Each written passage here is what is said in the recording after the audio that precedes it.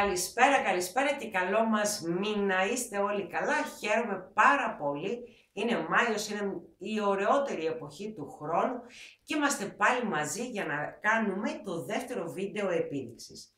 Πριν από αυτό όμως, δύο πράγματα θέλω να σας πω πάρα πολύ σημαντικά. Το πρώτο είναι ένα πολύ μεγάλο ευχαριστώ για όλο αυτό που έχει συμβεί με το ταπεράκι. Είμαι πάρα πολύ χαρούμενη γι' αυτό. Για όλη αυτή τη σχέση που έχουμε αναπτύξει, είτε έχουμε γνωριστεί από κοντά, είτε όχι ακόμη. Από όλη την Ελλάδα νιώθω ότι έχουμε αναπτύξει ήδη μία σχέση τόσο όμορφη και γι' αυτό σας υπόσχομαι ότι θα κάνω ό,τι γίνεται καλύτερο για να παραμείνει αυτή η σχέση ακριβώς όπως έχει. Το δεύτερο είναι το εξής. Ζητάτε να κάνουμε στο χώρο σας μαζί, στο σπίτι σας, στον κήπο σας, στη βεράντα σας, οπουδήποτε, ένα βίντεο σαν αυτό, ένα βίντεο επίδειξης. Φυσικά και θα το κάνουμε. Φυσικά θα τακτοποιηθούν πρώτα κάποια διαδικαστικά και βεβαίως μαζί θα κάνουμε τις καλύτερες βίντεο επιδείξεις για το ταπεράκι.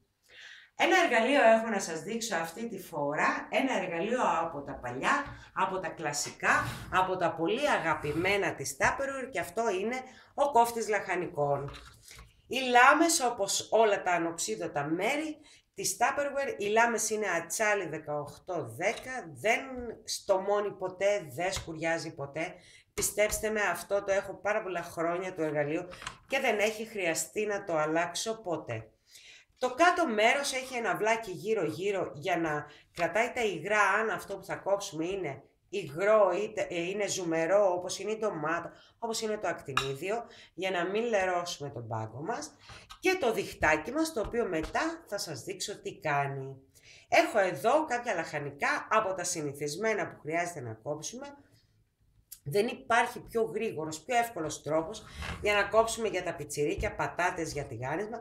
Βάζουμε την πατάτα μας έτσι και με μία απλή κίνηση το χτυπάμε και είναι έτοιμες. Δείτε, είναι ομοιόμορφες, είναι αλφαδιασμένες που λέμε, όλες ίσες, όλες ίδιες και έτσι εξασφαλίζουμε ομοιόμορφο τηγάνισμα. Θα βάλω και ένα κολοκύθι για να κόψουμε εδώ για να δείτε ότι με τον ίδιο τρόπο κόβεται και αυτό, βλέπετε, μπαστούνάκια ίδια και ξέρετε ότι στο τηγάνισμα είναι μεγάλη σημασία αν όλα είναι ίσα για να μπορούν να τηγανιστούν ομοιόμορφα. Θα σας δείξω και έναν άλλον τρόπο με το κρεμμύδι, το οποίο συνήθως χρειαζόμαστε να το τσιγαρίσουμε μέσα στο φαγητό μας.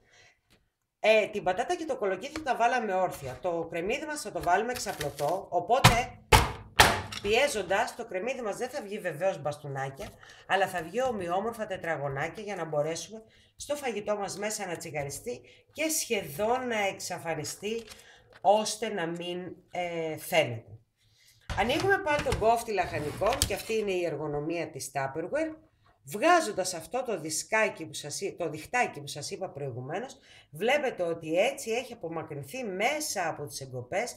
Δεν θα χρειαστούμε μαχαιράκι, δεν θα χρειαστούμε οδοντογλυφίδα, δεν θα χρειαστούμε τίποτα για να καθαρίσουμε το κάτω μέρος, γιατί όλα τα έχει μαζέψει εδώ. Βεβαίως μπαίνει όλο μαζί όπως είναι στο πλυντήριο των πιάτων και όπως είδατε εύκολα και γρήγορα μπορούμε να φτιάξουμε πάρα πολλές τηγανιτές πατάτες που αγαπάμε όλοι μας τώρα το καλοκαίρι. Αυτά λοιπόν είχα να σας πω, ελπίζω να σας άρεσε η επίδειξή μας. Το εργαλείο μας αυτό την εβδομάδα που μιλάμε είναι και σε προσφορά. Προλάβετε, εκμεταλλευτείτε την προσφορά αυτή. Σας ευχαριστώ πάρα πολύ που με παρακολουθήσατε για άλλη μια φορά. Σας χαιρετώ και θα τα πούμε με το επόμενο βίντεο επίδειξης. Γεια σας!